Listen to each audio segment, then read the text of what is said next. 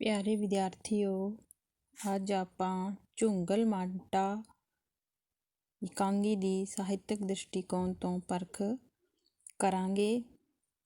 ਇਸ ਤੋਂ ਪਹਿਲਾਂ ਇਸ ਦੇ ਲੇਖਕ ਕਪੂਰ ਸਿੰਘ ਘੁੰਮਣ ਬਾਰੇ ਥੋੜ੍ਹੀ ਜਿਹੀ ਜਾਣਕਾਰੀ ਪੜ੍ਹਾਂਗੇ ਆਪਾਂ। ਸਰਦਾਰ ਕਪੂਰ ਸਿੰਘ ਘੁੰਮਣ ਦਾ ਜਨਮ 2 ਫਰਵਰੀ 1927 ਨੂੰ ਸਰਦਾਰ ਬੁੱਢਾ ਸਿੰਘ ਦੇ ਘਰ ਪਿੰਡ ਢਲਕੀਏ, ਜ਼ਿਲ੍ਹਾ ਸਿਆਲਕੋਟ, ਜੋ ਅੱਜ ਕੱਲ੍ਹ ਪਾਕਿਸਤਾਨ ਵਿੱਚ ਹੈ, ਹੋਇਆ। ਉਸ ਨੂੰ ਸਾਹਿਤਕ ਰੁਚੀ ਵਿਰਸੇ ਵਿੱਚ ਮਿਲੀ। ਉਸਦੇ ਪਿਤਾ ਦੀ ਮੌਤ ਉਸਦੀ ਕਲਾ ਸਿਰਜਣਾ ਦਾ ਸਾਧਨ ਮਾਤਰ ਸਿੱਧ ਹੋਈ। ਫਤਿਹ ਤੇ ਪ੍ਰੀਤਮ ਨੇ ਉਸਦੀਆਂ ਕਵਿਤਾਵਾਂ ਨੂੰ ਸਨਮਾਨ ਦਿੱਤਾ। ਪਹਿਲ ਕਪੂਰ ਸਿੰਘ ਘੁੰਮਣ ਇੱਕ ਹਾਸ ਰਸੀ ਕਵੀ ਦੇ ਰੂਪ ਵਿੱਚ ਪੰਜਾਬੀ ਪਾਠਕਾਂ ਦੇ ਸਾਹਮਣੇ ਆਇਆ।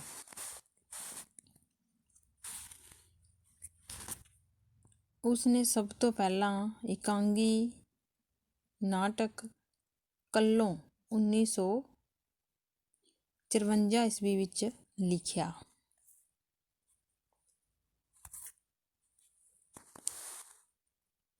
ਹੁਣ ਆਪਾਂ ਇਸ ਇਕਾਂਗੀ ਦੀ ਸਾਹਿਤਕ ਦ੍ਰਿਸ਼ਟੀਕੋਣ ਤੋਂ ਪਰਖ ਕਰਦੇ ਹਾਂ। ਵਿਸ਼ਾ ਵਸਤੂ ਵਿੱਚ ਇਸ ਇਕਾਂਗੀ ਦਾ ਵਿਸ਼ਾ ਇੱਕ ਅਜਿਹੇ ਵਿਅਕਤੀ ਦੀ ਦਾਸਤਾਨ ਹੈ ਜਿਹੜਾ ਕਿਸੇ ਇੱਕ ਵਿਅਕਤੀ ਦੇ ਧੋਖੇ ਕਾਰਨ ਸਮੁੱਚੀ ਜਾਤੀ ਨੂੰ ਹੀ ਨਫ਼ਰਤ ਕਰਨ ਲੱਗ ਪੈਂਦਾ ਹੈ ਤੇ ਇਸ ਨਫ਼ਰਤ ਦੇ ਝੁੰਗਲ ਮਾਟੇ ਵਿੱਚ ਉਹ ਜ਼ਿੰਦਗੀ ਤੋਂ ਦੂਰ ਰਹਿਣਾ ਸ਼ੁਰੂ ਕਰ ਦਿੰਦਾ ਹੈ।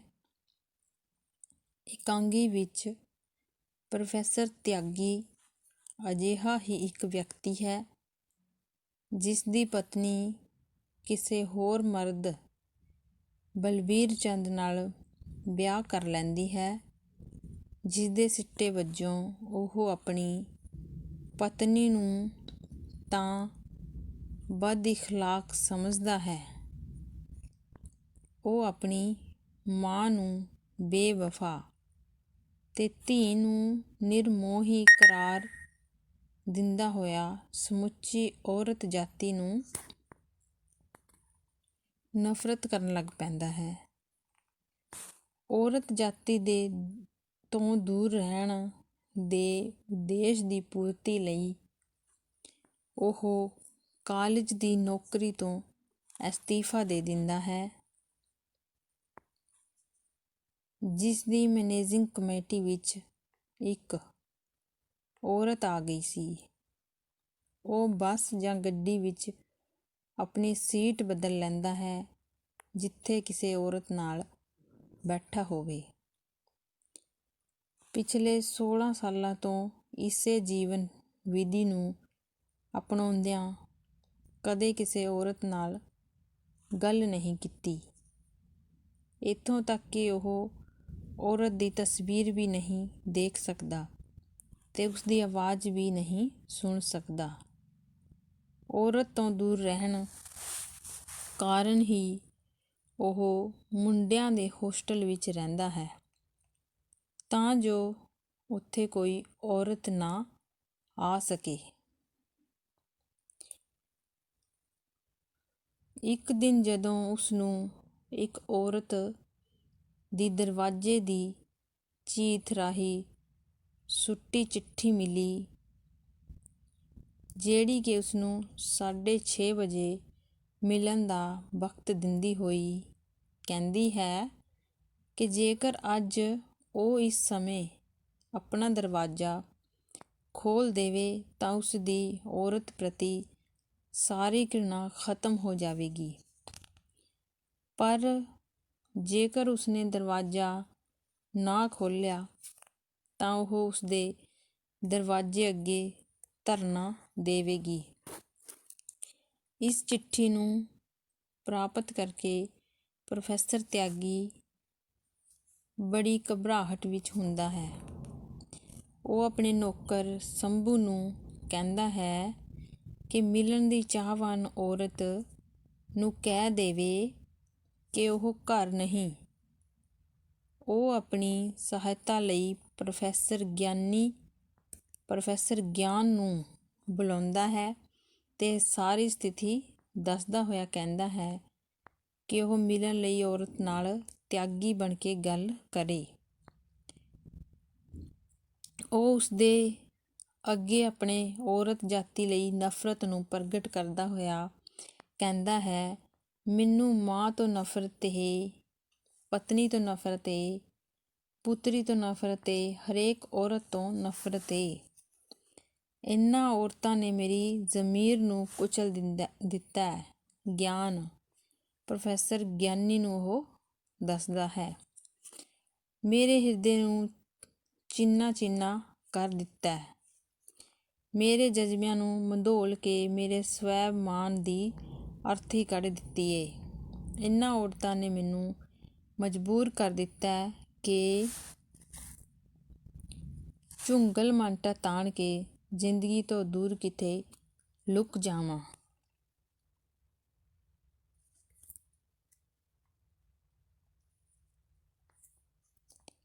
ਜਿੱਥੇ ਮੈਨੂੰ ਕੋਈ ਨਾ ਵੇਖੇ, ਕੋਈ ਨਾ ਬੁਲਾਵੇ।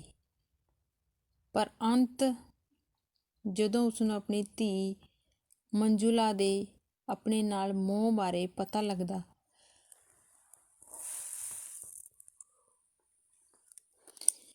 ਲੱਗਦਾ ਹੈ ਕਿ ਉਸਨੇ ਆਪਣੇ ਬਾਪ ਦੀਆਂ ਸੱਧਰਾਂ ਦਾ ਖੂਨ ਕਰਨ ਵਾਲੇ ਸ਼ੈਤਾਨੀ ਕਿਰਦਾਰ ਦੇ ਮਾਲਕ ਬਲਬੀਰ ਚੰਦ ਦਾ ਖੂਨ ਕਰ ਦਿੱਤਾ ਹੈ, ਤਾਂ ਉਸ ਵਿੱਚ ਆਪਣੀ ਧੀ ਦਾ ਪਿਆਰ ਪਰਤ ਆਉਂਦਾ ਹੈ। ਉਹ ਉਸਦੇ ਦੁਆਰਾ ਕੀਤੇ ਖੂਨ ਦਾ ਬਦਲਾ ਆਪਣੇ ਸਿਰ ਲੈ ਕੇ ਉਸਨੂੰ ਬਚਾ ਲੈਂਦਾ ਹੈ।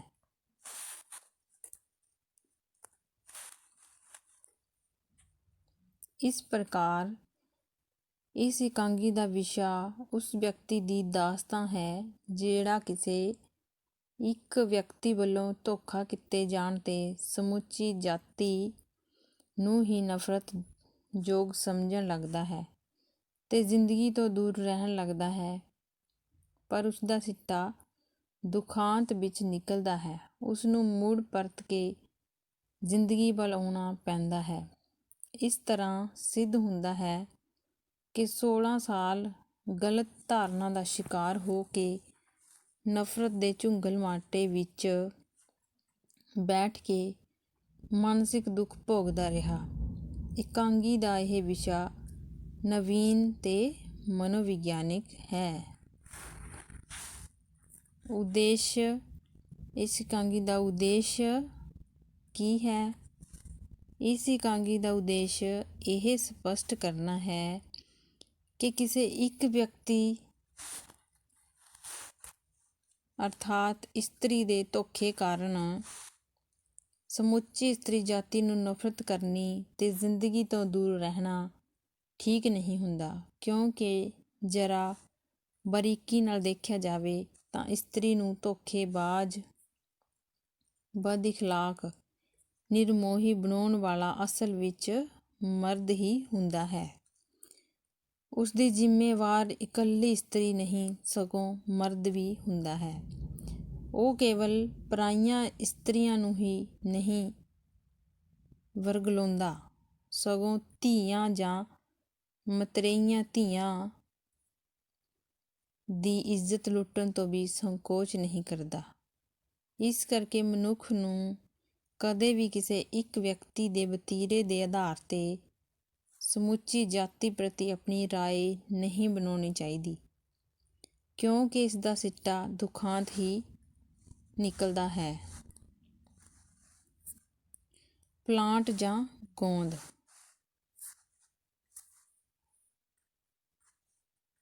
ਇਸ ਇਕਾਂਗੀ ਦਾ ਪਲਾਟ ਯਥਾਰਥਕ ਹੈ,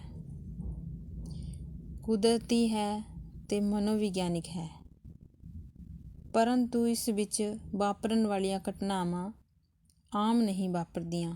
ਪ੍ਰੋਫੈਸਰ ਤਿਆਗੀ ਦਾ ਪਤਨੀ ਦੀ ਬੇਵਫਾਈ ਕਾਰਨ ਸਮੁੱਚੀ ਔਰਤ ਜਾਤੀ ਨੂੰ ਬੁਰਾ ਕਹਿਣਾ ਤੇ ਉਸ ਵਿੱਚ ਨਫ਼ਰਤ ਪਾਲਦਿਆਂ ਇਸਤਰੀ ਜਾਤੀ ਤੇ ਇਸਤਰੀ ਤੋਂ ਹੀ ਦੂਰ ਰਹਿਣਾ, ਹੋਸਟਲ ਦੇ ਕਮਰੇ ਵਿੱਚ ਕਿਸੇ ਇਸਤਰੀ ਦਾ ਚਿੱਠੀ ਸੁੱਟਣਾ ਜਿਸ ਵਿੱਚ ਉਸਨੂੰ ਮਿਲਣ ਦੀ ਇੱਛਾ ਪ੍ਰਗਟ ਕਰਨੀ ਤੇ ਨਾ ਮਿਲਣ ਦੀ ਸੂਰਤ ਵਿੱਚ ਉੱਥੇ ਧਰਨਾ ਦੇਣ ਦੀ ਧਮਕੀ ਦੇਣੀ, ਪ੍ਰੋਫੈਸਰ ਗਿਆਨੀ ਤੇ ਪ੍ਰੋਫੈਸਰ ਤਿਆਗੀ ਦੀ ਗੱਲਬਾਤ, ਮੋਹਿਨਾ ਦਾ ਪ੍ਰੋਫੈਸਰ ਗਿਆਨ ਕੋਲ ਆ ਕੇ ਮੰਜੁਲਾ ਦੀ ਹਾਲਤ ਦੱਸ ਕੇ ਪੇਪਰ ਵਿੱਚ ਨੰਬਰ ਲਿਆਉਣ ਦੀ ਗੱਲ ਕਰਨਾ, ਸੋਨੀਆ ਦਾ ਆ ਕੇ ਗਿਆਨ ਨਾਲ ਮੰਜੁਲਾ ਦੇ ਮਤਰੇਏ ਬਾਪ ਦੀ ਕਰਤੂਤ ਤੇ ਉਸ ਕਾਰਨ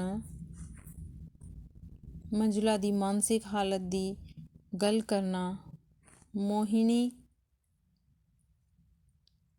ਦਾ ਮੰਜੁਲਾ ਦੇ ਹਿੰਸਕ ਰੂਪ ਬਾਰੇ ਦੱਸਣਾ, ਸੋਨੀਆ ਦਾ ਪਰਦੇ ਪਿੱਛੇ ਖੜ੍ਹੇ ਗਿਆਨ ਨਾਲ ਪ੍ਰੋਫੈਸਰ ਤਿਆਗੀ ਦੇ ਭੁਲੇਖੇ ਗੱਲ ਕਰਨਾ, ਪ੍ਰੋਫੈਸਰ ਤਿਆਗੀ ਤੇ ਮੰਜੁਲਾ ਦਾ ਮਿਲਾਪ ਤੇ ਵਿਛੋੜਾ ਆਦਿ ਘਟਨਾ ਕੁਦਰਤੀ ਤੇ ਯਥਾਰਥਕ ਹਨ। ਇਹਨਾਂ ਵਿੱਚ ਰੋਚਕਤਾ ਤੇ ਉਤਸੁਕਤਾ ਕੁੱਟ-ਕੁੱਟ ਕੇ ਭਰੀ ਹੋਈ ਹੈ। ਪਲਾਟ ਮੁੱਢੋਂ ਲੈ ਕੇ ਅੰਤ ਤੱਕ ਸੰਘਰਸ਼ ਭਰਪੂਰ ਹੈ। ਅੰਤ ਸਿਖਰ ਉੱਤੇ ਪੁੱਜ ਕੇ ਪ੍ਰਭਾਵਸ਼ਾਲੀ ਤਰੀਕੇ ਨਾਲ ਹੁੰਦਾ ਹੈ।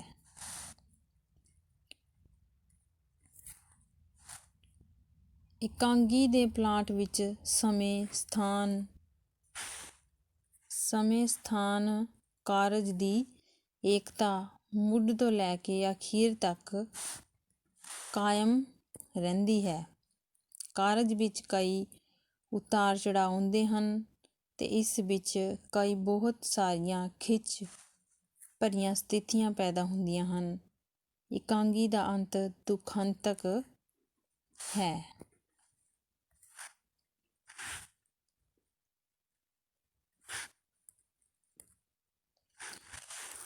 ਚਰਿੱਤਰ ਚਿੱਤਰਨ, ਪਾਤਰ ਚਿੱਤਰਨ ਕਿਹੋ ਜਿਹਾ ਹੈ ਇਸ ਇਕਾਂਗੀ ਦਾ? ਇਸ ਇਕਾਂਗੀ ਵਿੱਚ ਕੁੱਲ 6 ਪਾਤਰ ਪ੍ਰਵੇਸ਼ ਕਰਦੇ ਹਨ। ਪ੍ਰੋਫੈਸਰ ਤਿਆਗੀ, ਪ੍ਰੋਫੈਸਰ ਗਿਆਨੀ, ਮੋਹਿਨਾ, ਸੋਨੀਆ, ਮੰਜੁਲਾ, ਸ਼ੰਭੂ। ਇਹ ਸਾਰੇ ਪਾਤਰ ਕੁਦਰਤੀ ਹਨ।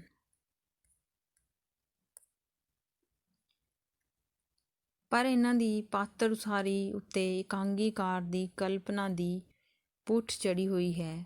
ਪ੍ਰੋਫੈਸਰ ਤਿਆਗੀ ਇੱਕ ਵਿਲੱਖਣ ਪਾਤਰ ਹੈ ਜਿਹੜਾ ਪਤਨੀ ਦੀ ਬੇਵਫਾਈ ਕਾਰਨ ਸਮੁੱਚੀ ਔਰਤ ਜਾਤੀ ਨੂੰ ਨਫ਼ਰਤ ਕਰਨ ਲੱਗਦਾ ਹੈ।